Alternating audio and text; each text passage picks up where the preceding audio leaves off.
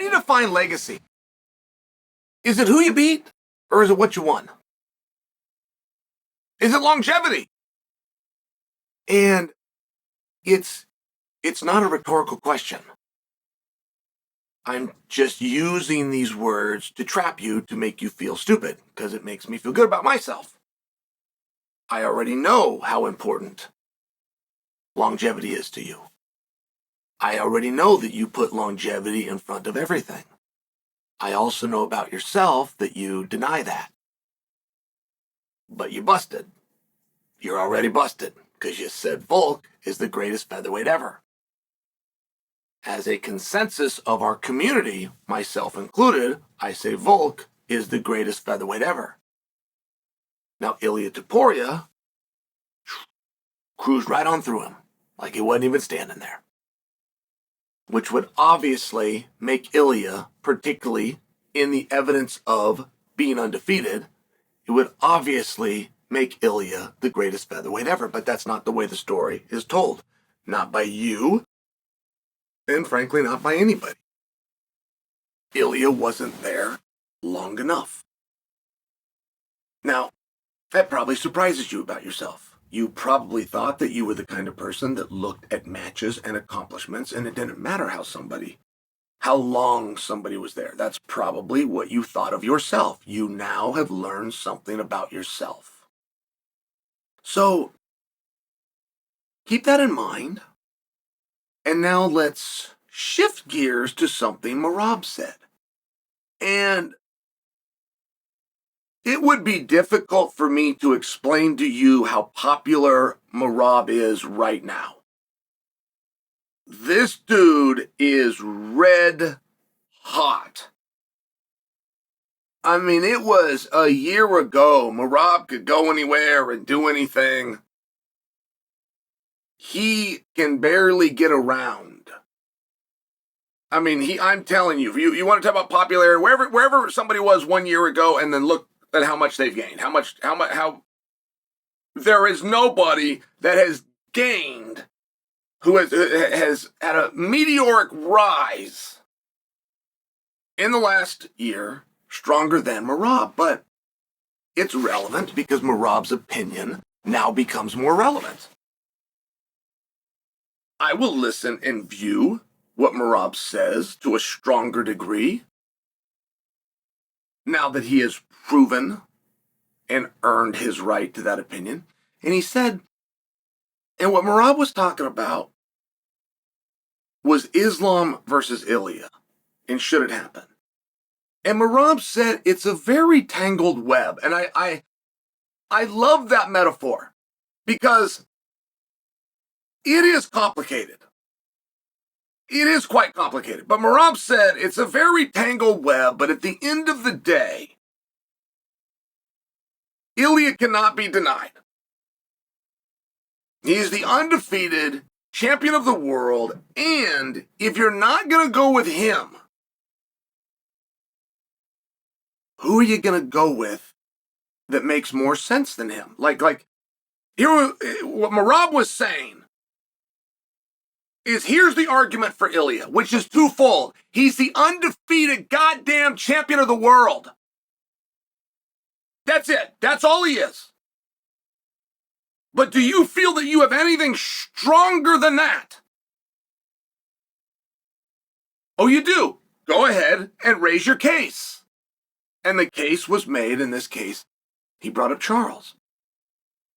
He was just saying that Charles is not undefeated, but he was a champion of the world. So again, that would fall back to Ilia. Ilia is an undefeated champion of the world. So you got to be that just to match him. But if you're going to deny the undefeated champion of the world, you're going to deny him with Charles. And one thing Merab said is that Charles already had that chance. So that's very interesting. And he was, by the way, Merab was very respectful to all these guys, including Charles. He was just looking at all the pieces and saying, look, I do get where Islam is going to believe I've already fought the 45-pounders. It didn't do anything for me at this division. They got some pound-for-pound list, and apparently Tuesday at 9 a.m., my name got to switch places with Volk's, but that's not a payoff. That's not anything that anybody sets out to do. That's not an actual reward. And Islam went even further to say the first fight, though he won, the first fight with Volk was so close that not everybody even changed those rankings. Some of them said, well, because it was close, but Volk was smaller, it actually showed a superior to Volk. Like, it just got really weird for Islam. He had a hard time getting anything. He didn't get more money for it, and now they want to take his credit away. And guess what Islam did? In light of that, guess what Islam did? He did it again. Now, this time he doesn't have to wonder if he's going to get his credit. This time he doesn't have to wonder if he's going to get anything. He already knows, and the answer is no. He's going to get nothing. But he did it again. And he's viewing this as a third time. It's significantly different. But words matter. And Islam brought up the fact that I don't want to fight a 45-pounder. I didn't want to do it the first time, but I did. I didn't want to do it the second time, but I did. I'm not going to do it a third time, so don't even start talking to me about it. Don't start about saving a show, and don't talk about this guy deserves it, and don't talk about we had an organic face-off. None of those things happen, and don't let any of those things happen, because I'm not going to be fighting this guy. Now, what Islam has not done a wonderful job is telling us what he is going to do. Like, it's always a problem with anybody in life. I like Islam a lot, but I will share for you, it's a problem with anybody in life when they say no to something, but they don't offer a suggestion. The most annoying politicians in the world will come out and tell you why they're going to stop somebody else's initiative, but they don't offer a solution themselves. They just say no and tell you the problems, and that is one thing that Islam got wrong here. Every time Islam spoke, or even when Khabib did interviews and spoke about Islam, and they laid out the case to not give Ilia a title shot right away, not until he established himself, beats somebody, and gets a ranking at 155. They then, right there in that interview, should have spun it.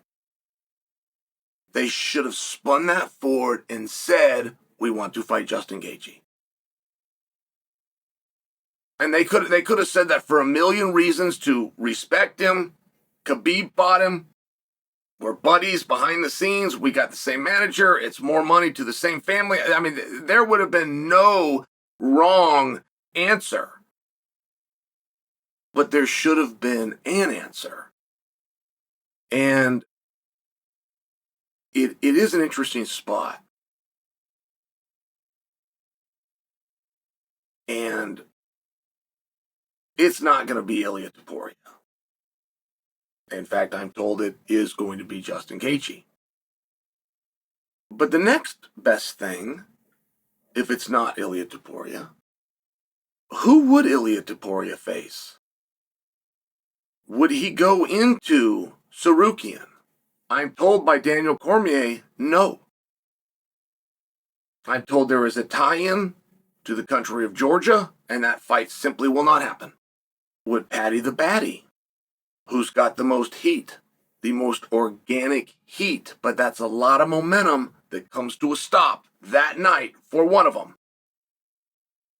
Do you want to take two guys that can both fight for titles and both sell out arenas and eliminate one of them? Maybe. That wouldn't be a disqualifying role. I'm just suggesting for you. Who would you like to see Ilia fight, knowing it's not going to be Islam? And Islam's going to have something to do. The current belief is Gaethje. So again, what do you want to do with Ilia? You're down to Charles. You're at Sarukian, and I understand we're told about this Georgia thing. We're told that those guys won't fight. That doesn't work anywhere within the UFC. So if that's true and those guys aren't going to fight, it's kind of important that we find that out now. But you got Charles. You got Sarukian. You got Paddy the Baddy. Who would you put with Ilia Topuria? But those are your options. Gaethje, Islam, off the board. Poirier, Max, off the board. Third time. For Topuria, you got Paddy the Baddy. You got Charles. You got Sarukian. Who do you put him with?